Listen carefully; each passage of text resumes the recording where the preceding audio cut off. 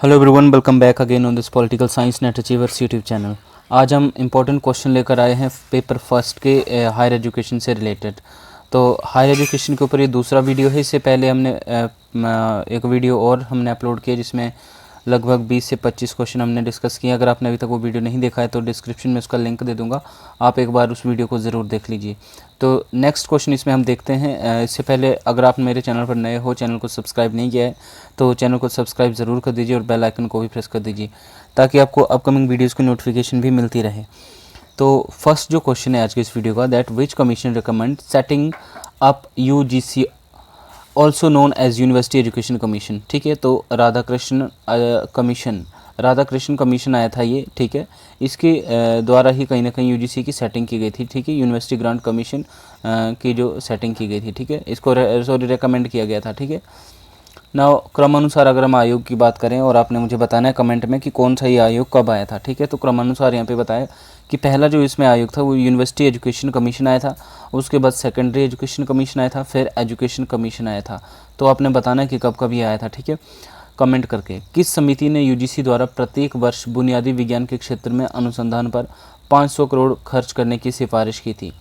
तो M Sharma committee थी। ठीक है, इन्होंने रिकमेंड किया था कि विज्ञान के क्षेत्र में अनुसंधान पर, रिसर्च पर 500 करोड़ खर्च करने की सिफारिश की थी इन्होंने प्रत्येक वर्ष, M Sharma committee. Next question है, मानव संसाधन विकास मंत्रालय द्वारा स्थापित की गई समिति ने भारतीय प्रौद्योगिक संस्थानों आईआईटीज की स्वायत्तता की अनुशंसा की गई। उस समिति के अध्यक्ष कौन थे? प्रोफेसर अनिल काकोदकर। ठीक है, तो इन्होंने ये इसके अध्यक्ष थे जिन्होंने ये सिफारिश की थी, ये अनुशंसा की थी कि यूजीसी जो आईआईटीज़ हैं, ठीक है, उनकी कहीं ना कहीं ऑटोनॉमी की अनुशंसा की थी, स्वायत्तता की बात की थी। तो प्रोफेसर अनिल काकोदकर इसके जो अध्यक्ष थे समिति के। नेक्स्ट क्वेश्चन है, निम्नलिखित में से किस राष्ट्रीय ज्ञान आयोग नेशनल नॉलेज कमीशन की स्थापना की विख्यात व्यक्ति की अध्यक्षता में की गई थी? ठीक है, निम्नलिखित में से राष्ट्रीय ज्ञान आयोग नेशनल नॉलेज कमीशन की स्थापना किस विख्यात व्यक्ति की अध्यक्षता में की गई थी? तो सैम पिटोद्रा, इसकी अध्यक्षता में जो है राष्ट्रीय ज्ञान आयोग नेशनल नॉलेज कमीशन की स्थापना की गई थी। और कब की गई थी आपने कमेंट करके मुझे इसका ईयर बताना है। ठीक है, कौन सी संस्था या संगठन विश्वविद्यालय हैंडबुक को प्रकाशित करता है? तो ये एसोसिएशन ऑफ इंडियन यूनिवर्सिटी है, AIU इसको बोलते हैं, भारतीय विश्वविद्यालय संघ। इसके द्वारा जो है विश्वविद्यालय हैंडबुक को प्रकाशित किया जाता है। वर्ष 1990 में राष्ट्रीय शिक्षा नीति की समीक्षा के लिए एक समिति की स्थापना की गई जिसका शीर्षक toward an enlightened and human society, एक प्रबुद्ध और मानवीय समाज की ओर था। इसका टाइटल था, शीर्षक। ठीक है, इस समिति का अध्यक्ष कौन था? आचार्य रामामूर्ति इस समिति का अध्यक्ष था। और Acharya Ramamurti headed review committee of 1990s, popularly known as Ramamurti review committee. इसको रामामूर्ति रिव्यू कमेटी भी बोलते हैं।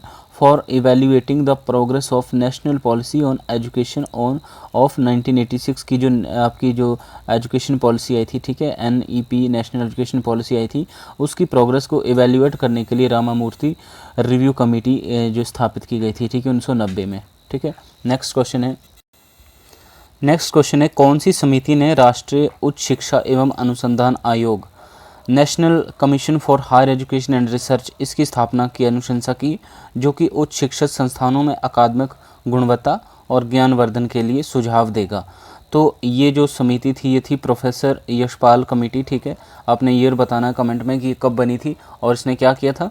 इसने रिकमेंडेशन दी थी national commission for higher education and research को स्थापित करने की। ठीक है, नेक्स्ट है, कोठारी कमीशन और राष्ट्रीय शिक्षा नीति द्वारा शिक्षा पर कौन सा प्रतिशत आंकड़ा खर्च करने की सिफारिश की गई थी? तो 1986 में जो है 6% ऑफ GDP, ठीक है, GDP का 6% जो है शिक्षा पर खर्च करने की सिफारिश की थी। ये किसने की थी? कोठारी आयोग ने। नेक्स्ट क्वेश्चन है, किस वर्ष में भारतीय विश्वविद्यालय संघ AIU association of Indian university, जैसे मैंने पहले बताया, इसको जो है ओरिजिनली कब सेटअप किया गया था? तो 1925 में जो है भारतीय विश्वविद्यालय संघ इसकी जो स्थापना की गई है। ठीक है, आपको इस तरह से प्रश्न मैच करने के लिए आएंगे या डायरेक्ट क्वेश्चन आपसे ईयर पूछा जाता है। ठीक है, फैक्ट यूजीसी से भी पहले विश्वविद्यालय अनुदान समिति का गठन सार्जेंट कमीशन की अनुशंसा के अनुसार किया गया था। ठीक है, तो ये आपने फैक्ट याद रखना कि किस कमीशन की अनुशंसा के अनुसार जो है विश्वविद्यालय अनुदान समिति का गठन किया गया था यूजीसी से पहले। ठीक है, तो वो थी सार्जेंट कमीशन, और इसकी स्थापना किस वर्ष की गई थी? 1945 में। ठीक है, which state has the maximum number of central university? किस स्टेट में जो है सेंट्रल यूनिवर्सिटी सबसे ज़्यादा है? तो दिल्ली में। ठीक है, दिल्ली एक यूनियन टेरिटरी है। Chairman of UGC committee appointed in 1969 for the purpose of administrative legislation of the university was doctor PV Gajendragadkar. Doctor PV Gajendragadkar जो चेयरमैन थे यूजीसी कमिटी अपॉइंटेड इन 1969। ठीक है, पर्पस क्या था, किस लिए ये कमेटी जो है यूजीसी ने अपॉइंट की थी? For the purpose of administrative legislative of universities. ठीक है, यूनिवर्सिटीज़ का जो प्रशासन है, ठीक है, उसके लिए जो है डॉक्टर पीवी गजेंद्रकर की अध्यक्षता में जो कमेटी बनाई गई थी। ठीक है, नेक्स्ट क्वेश्चन है how many universities were set up under central university act 2009? Central university act 2009 उसके अंडर जो है कितनी यूनिवर्सिटीज़ को सेटअप किया गया था? तो 16 सेंट्रल यूनिवर्सिटीज़ को। ठीक है, which authority is not empowered to bring a university into existence? किस अथॉरिटी को जो एम्पावर नहीं किया गया है, ये पावर नहीं दी गई कि वो किसी भी प्रकार की यूनिवर्सिटी को जो है एग्जिस्टेंस में ला सकता है? तो यूजीसी को। ठीक है, now universities having central campus for improving education are called deemed universities. ठीक है, क्या कहा जाता है इनको? डीम्ड यूनिवर्सिटीज़ कहा जाता है। कि इनको universities which have central campus for improving education. ठीक है, एजुकेशन की इम्प्रूवमेंट के लिए वहाँ पे सेंट्रल कैंपस होते हैं, इनको ये कहाँ पे होते हैं? डीम्ड यूनिवर्सिटीज़ में। ठीक है, which agency provide funding to IGNOU? IGNOU means Indira Gandhi national open university. तो कौन सी एजेंसी जो है वहाँ के लिए फंडिंग जो है प्रोवाइड करवाती है? तो ministry of human resource development. ठीक है, मानव विकास संसाधन। ठीक है, नाउ मंत्रालय, the university that telecast interactive educational programme through its own channel. कौन सी यूनिवर्सिटीज़ के द्वारा जो है अपने एजुकेशनल प्रोग्राम्स को जो है टेलीकास्ट किया जाता है अपने चैनल के द्वारा? ठीक है, तो वो है इग्नू यूनिवर्सिटी। ठीक है, नेक्स्ट क्वेश्चन है pair of authority are at top of hierarchy in the case of central university. ठीक है, सेंट्रल यूनिवर्सिटी के कॉन्टेक्स्ट में यहाँ पे बात की जा रही है कि जो अथॉरिटी जो हायर टॉप हायर अथॉरिटी होती है। ठीक है, कौन सी होती है? वो विजिटर और चांसलर होता है। ठीक है, the state with most universities is Tamil Nadu. सबसे ज़्यादा यूनिवर्सिटीज़ कहाँ पे है? तमिलनाडु में है। The state with most deemed universities, सबसे ज़्यादा डीम्ड यूनिवर्सिटीज़ कहाँ है? तो ये भी तमिलनाडु में ही है। Which educational institution has top rank in India? ये पुराना डाटा है, आप अपडेटेड कुछ सर्च कर लेना कि इस वक्त कौन सा जो एजुकेशनल इंस्टीट्यूशन है वो टॉप रैंक पर है।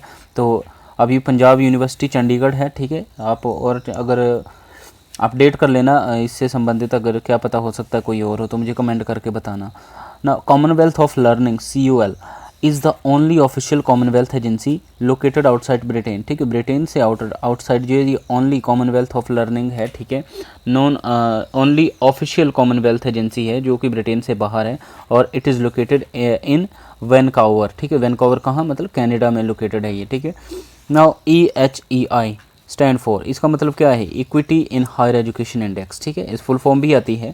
API क्या होता है? आपने API सुना होगा, API स्कोर। ठीक है, तो API का फुल फॉर्म होता है एकेडमिक परफॉर्मेंस इंडिकेटर।